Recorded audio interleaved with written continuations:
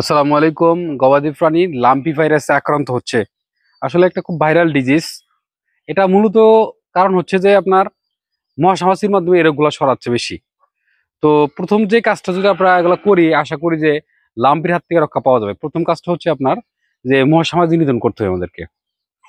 মশা মাছি নিধন করতে হবে, তাহলে লাম্পির হাত থেকে বাঁচার একটা উপায় মশা মাছি নিধন। দ্বিতীয় কথা হলো যে আপনাদেরকে ভ্যাকসিনেশন করতে হবে। তৃতীয় কাজ হচ্ছে আপনাকে পুষ্টিকর খাবার দিতে হবে। তো আমরা অনেক যে খামারি যারা আছি, দেখা যায় আমরা সঠিক সময় যে আসলে ভ্যাকসিনেশন করাই না, পাশাপাশি আপনার কীটনাশক খাওয়াই না, তারপর হচ্ছে যে আপনার পুষ্টিকর খাবার খাওয়াচ্ছি না, বা মশা মাছি নিধন করতেছি না, এই জন্য লাম্পি আক্রান্ত হয়। তো আমি ঘরোয়া পরিবেশে আমি আপনাদের একটা ট্রিটমেন্ট দিব, যাতে এটা করলে আশা করা যায় লাম্পির হাত থেকে আর কি, মানে হয়ে গেলে লাম্পির হাত থেকে রক্ষা পাবেন আশা করি। তো আসলে এই ক্ষেত্রে রোগের ক্ষেত্রে যদি বেশি ট্রিটমেন্ট দেন লাম্পি রোগের ক্ষেত্রে, তা আসলে খুব খারাপ পর্যায়ে চলে যায় অনেক সময়, ম্যাক্সিমাম ক্ষেত্রে ভালো হতে চায় না।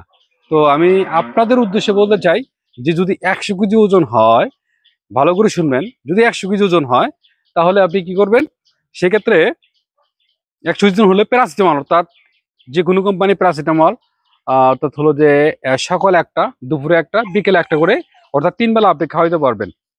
ম্যাক্সিমাম 3 বেলা আপনি খাওয়াইতে পারবেন, কোনো সমস্যা নাই। তারপর হচ্ছিল অ্যান্টিহিস্টামিন, যেমন ফেনাডিল ট্যাবলেট, অ্যান্টিহিস্টামিন গ্রুপের ট্যাবলেট খাওয়াইতে পারেন, হচ্ছে 100 কেজি হলে দৈনিক একটা করে। পাশাপাশি আপনি রোগ প্রতিরোধ ক্ষমতা বৃদ্ধির জন্য, বাট যেমন বিভিন্ন প্রকার লাইসোবিট, মুরা প্লাস, হ্যাঁ, 100 কেজি ওজনের জন্য 10 গ্রাম করে দৈনিক একবার। তবে আমি আমি সাজেস্ট করবো আপনাকে সকালে খাওয়ানোর জন্য।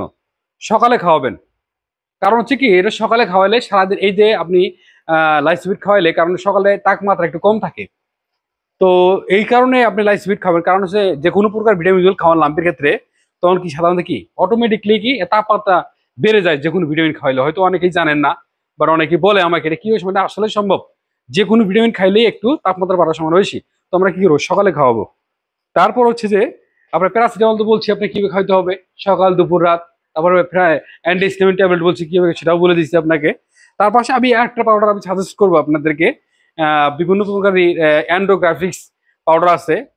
তার মধ্যে আপনাকে আমি সাপোর্ট করবো ফেরাসি ফেরাসি পাউডারটা আছে, বাট এটা হলো 100 কেজি ওজন হলে আপনি 10 থেকে 20 গ্রাম করে দৈনিক খাওয়াইতে পারবেন। 10 থেকে 20 গ্রাম করে দৈনিক খাওয়াইতে পারবেন। এই হলো লাম্পির চিকিৎসা আমি সেজে দিলাম। কারণ লাম্পি রোগে আক্রান্ত হলে, মানে লাম্পি ভাইরাস, গবাদি প্রাণী এলএসডি ভাইরাস আক্রান্ত হলে আসলে বেশি ওষুধ খাওয়ালেও ঝামেলা, ঠিক আছে? তখন এমন একটা পর্যায়ে চলে যায়, বাট অ্যান্টিবডি কমে যায়, তখন আর ভালো হয় না। তো আরেকটা ঘরোয়া পরিবেশে আপনারা কিভাবে লাম্পি ট্রিটমেন্ট করবেন, সেটা মনোযোগ সহকারে শুনবেন, আসলে কাজে লাগবে। যদি পার গরু 100 কেজি হিসেবে আমি ডোজটা আপনাদেরকে বলতেছি, সেটা হচ্ছে যে আপনার বাট নিম পাতা, গুড়, সোটা, লবণ, এই জিনিস মাথায় রাখবেন। 1 নম্বর হলো নিম পাতা, 2 নম্বর হলো গুড়, 3 নম্বর সোটা, 4 নম্বর হলো লবণ। এটা ডাইলিউশন করে, অর্থাৎ হলে 100 কেজি জন হলে সবগুলো একটা 20 গ্রাম করে দিবেন। 20 গ্রাম করে দিবেন, দিয়ে একটা শরবত বানিয়ে দিনে 2 বার করে খাওয়াবেন। এটা হলো বাড়িতে ঘরোয়া পদ্ধতিতে লাম্পির চিকিৎসা। আর সুস্থ গরুকে আপনি কি নিম পাতা খাওয়ানো যাবে কিনা অনেকে প্রশ্ন করে বা বলে। তো সুস্থ অবস্থা অবশ্যই আপনি নিম পাতা খাওয়াইতে পারেন, কারণ নিম পাতা গাছটি হলো একটা ঔষধি গাছ।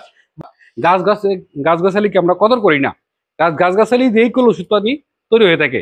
তো ভালো থাকবেন, ভিডিও ভালো লাগলে সবার মধ্যে শেয়ার করে দিবেন। আসসালামু আলাইকুম।